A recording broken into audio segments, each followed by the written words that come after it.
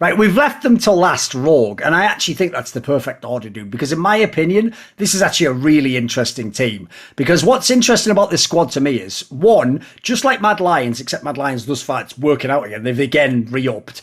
This is another team where it's like, bro, if you aren't even going to somehow retain talent like Inspired and Hans Sama, why the fuck should I ever even care about your team? Like, essentially what you're telling me is you're also just going to gamble. I'm just going to keep going again and again and try and get the miracle pick. It's like, it ain't going to happen. So my problem with this squad is, I think the Malrang pickups are stupid as fuck. I don't care what anyone tells me about the LCK, blah, blah, blah, blah. I don't care. Like, it doesn't make sense. Like, you just took, in theory, a guy who, like, look, he had his flaws, but when he played his game, he was incredibly polished and inspired and basically was like, the team was almost built to allow him to do that. And you're just going to throw in a fucking Korean jungler who wasn't, like, I never personally, the few times I saw, I never thought he had like these crazy potential. He was just an all right Korean jungler. I don't get it myself. And then on the whole angle of like, they kept Trimby. Again, I thought he was all right last year. He would sometimes have some good games. And I've never seen what they saw in the tryouts that made them so hyped to get him. And I think Comp is good.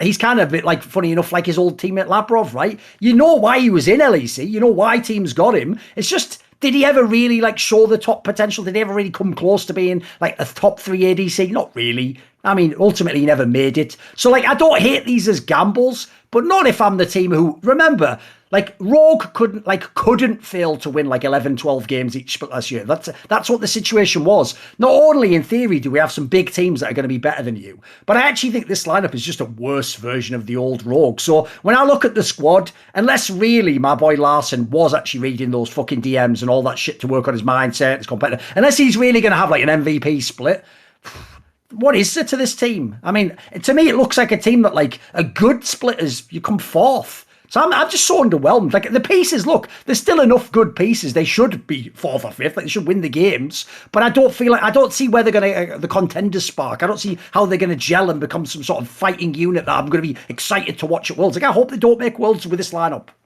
I mean, I think the problem is this, right? Like when you have that list or those 5 players that they had before and the results were the same way they were and they had this like choking problem that was so consistent, you just have to change the team. Yeah. Like, so the option is like, it's not even that like, can you still retain players or you fail to retain players? It's that you have to change your team after that. Like something in the fucking, like in the well was just poisoned. Like it was just completely fucked up with the way that they were able to just throw every single time. Like you could tell the mentality of the team, even when they got advantages, was like, oh, we're going to throw again. Like when is the throw going to start happening?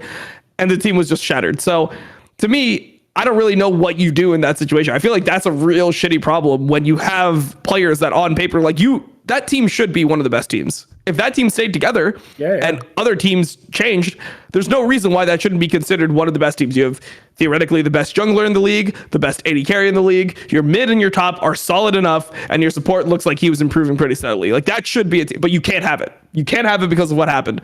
So what are the options? Like, what do you even do from there? What could they have done to make this team a championship team without insane spending? That would be my question.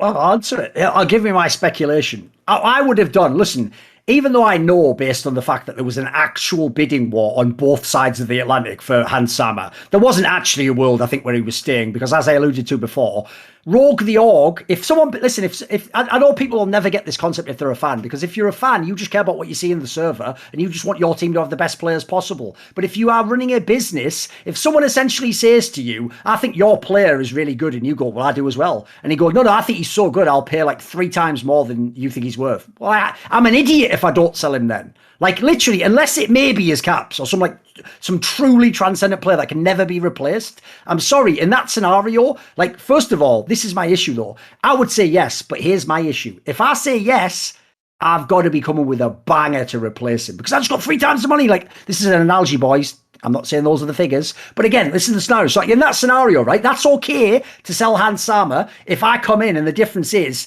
I've signed some like mega big name, like it could be whoever you want. Reckless, right? Like that would be the only one. That would be the banner. Dude, I even thought that would be a great signing. Like that would be it. Yeah, that's it. And then the other one as well for me is this. Like I said about the Malrang one, the other reason I don't get it is, even though I just gave that whole spiel about all the ERL junglers, you wouldn't try one of those guys over this guy. Fuck it, like the Synkrov guy on BDS, I'd have had him in this spot instead. Like the problem with the Malrang move is this, right? This is like what I said about Mac and Mad Lions. If this works, then the coaching staff are rogue geniuses, and I just don't know what the fuck I'm talking about. At the moment, I don't see why it would work. That's the problem. I feel like it's such a Hail Mary that they are. It's almost like you are hoping, like, but he's Korean, bro. Like, I just don't get the Malrang move, mate. Yeah, I think it's really, really tough. I mean, when you look at the history of Europe, right, there's been one insanely banger import jungler in the history of Europe, and that was Reignover. Outside of that, it's been an experiment that has failed multiple times. Like, people remember Mowgli coming over, people remember Spirit coming over. It just feels like it's never quite there. I know. If even Spirit dude isn't gonna like be the best player in the whole league, come on, man. This is not. We aren't a jungler region for Koreans. Yeah, I don't know.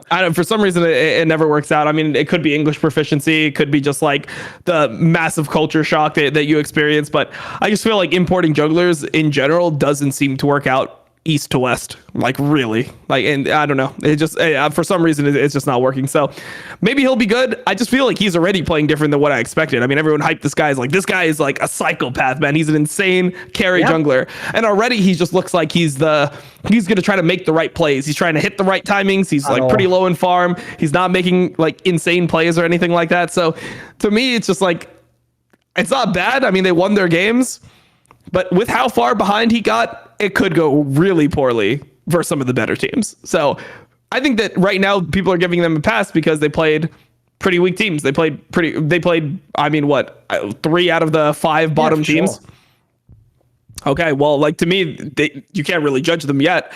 And I don't see them being any better than they were before. So to me, it's like, it's a solid like 5th, maybe 4th if Vitality really shits the bed. But in terms of winning a championship, I think there's going to be a break off between the top teams and Rogue for sure. And now we've hit my last point, which is this is the worst part of this lineup for my money, Dom. If they did look at last year, and essentially what you were saying last year was like player-wise, I agree with the lineup, but stylistically, something didn't work. Something in the DNA was corrupted in this sense and couldn't almost succeed, you know, like something about it just couldn't come together at the big moments.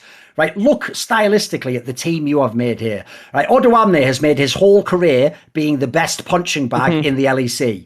Malrang was supposed to be the psycho. By the way, we want a psycho in this team. If everyone watched Inspired last year, we don't want more of perfect Korean style play. So you go and get a Korean who now is playing Korean style League of Legends. That's terrible. Larson already needs to come out of his shell. The joke with him is he just skipped the part where you're a superstar player who plays all the shit in mid and went straight to the Bjergs and Froggen like it's mage time. He became Froggen. Yeah, the joke is he just skipped to that part. That's why I sort of like him, but at the same time I'm frustrated by him. And then we go to the bot lane. Comp was actually famous for being something in the reckless mold of the ADCs. And then we've got Trimby. It's only his bloody 3rd split. Like, where's the spice in this team as well? This team is like, you know what? I'll dare to invoke and diss British food for 1 second, right? Even though British food can be banging, Dom, it's delicious, all the shit. The problem you would say I've never is heard that. There's no spice in it. So if you have, for example, a shepherd's pie is a really good meal. If you just had a long day's work, you want your energy, you got like your bit of carbs, you got your meat, it tastes delicious. Presentation's not so great, but you know, it's just a solid meal. It's a really solid meal. The problem with this is there's no spice to it. There's no like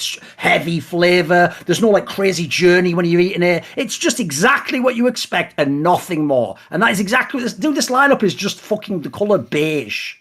Yeah. I mean, I think that the one player that might be able to pop off is Comp. I think Comp actually had talent when I watched him play. I feel like he really could be good. I didn't like that he got kicked out of Vitality lineup when he did. That being said, I thought Crownie was a good fit for that lineup, so maybe that was just something that didn't work out. So maybe Comp could just be a superstar, but I just feel like that's all your eggs are in that basket. If Comp is not like the next upset, then your lineup is peaking 5th, 4th, something like that.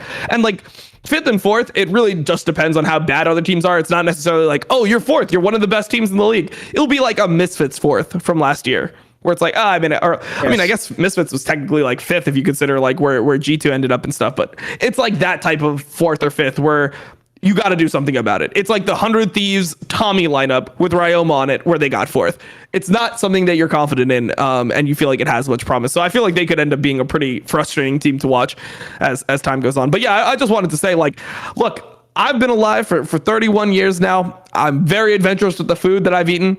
I've never once had somebody say, yo, let's get some British food. Like, when do people get British food? Like, what do you even say for British food? Like, the most I get hyped on is like, oh, Nando's. Like, you got to try some Nando's. Like, that's all I got. So Thorin, are you sure? Are you just a British food defender? You ready for the comeback? Okay. Have you ever had a roast dinner? like roast lamb with roast potatoes and Yorkshire puddings. Have you ever had it? Gravy. I have not had it. I'm not joking. I'm not exaggerating. The British people eat it every Sunday, Dom. It's one of the best foods of all time. I'm not even joking.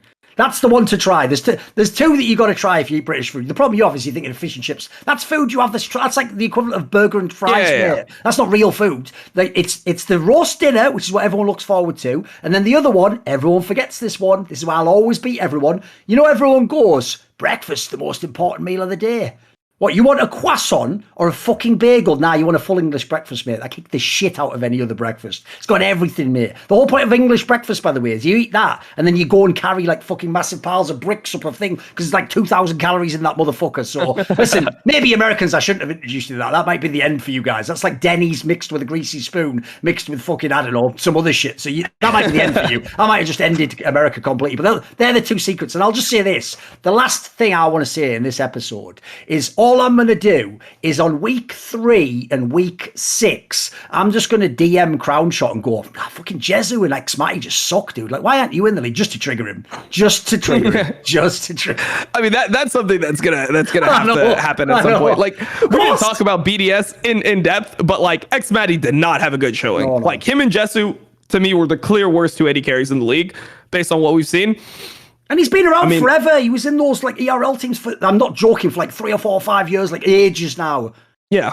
I mean, and then he's like, got some spring pop, you know? Yeah. So, I mean, I think the problem for me is that the problem for me is that he didn't stick to the same style. Like, yeah, he played the Lucian game and people were like, nah, he's not a Lucian player. Then he played the Jhin game and it was, I mean, I guess they ended up winning and they're like, oh, but that's not really his style. Wait until you see his Ezreal. And then on the 3rd game, he played Ezreal and it just looked horrible. Like he was missing every Q on Ezreal. It just looked terrible. So to me, I think the biggest problem is that he didn't stick. Like he should have just kept the Ezreal as a mystery. It's like, no, I'm really good at Ezreal, but it just doesn't work in the meta. Like maybe you won't see it for now, but when I get it, you know, then it's gonna pop off. He already revealed his whole hand. Yeah, it's like, true. Oh, that's your Ezreal. That's your best champion. Doesn't fucking look good. Where's Crown Shot? Crown Shot waiting room. That's BDS for me. It's a Crown Shot waiting room. I mean, look, I'm willing to give him like 4 or 5 weeks. Yeah. Like sure. Like let's see how it goes. But I mean, if he's still putting up these types of numbers in 4 or 5 weeks, bring Crown Shot in. I've seen enough. Because Crown Shot's not bad. There's no way that he's always going to be serviceable. Come on. He's neon. He's going to be like 5th. Like he'll win some lane. He'll be like 4th, 5th, 6th, something like that. I mean, that should be good for BDS. You don't have players that are 4th, 5th, 6th in your team. So want to see more cool, funny, interesting clips based on topics from my content? Well, subscribe to this channel then, or, you know, be a pleb and don't.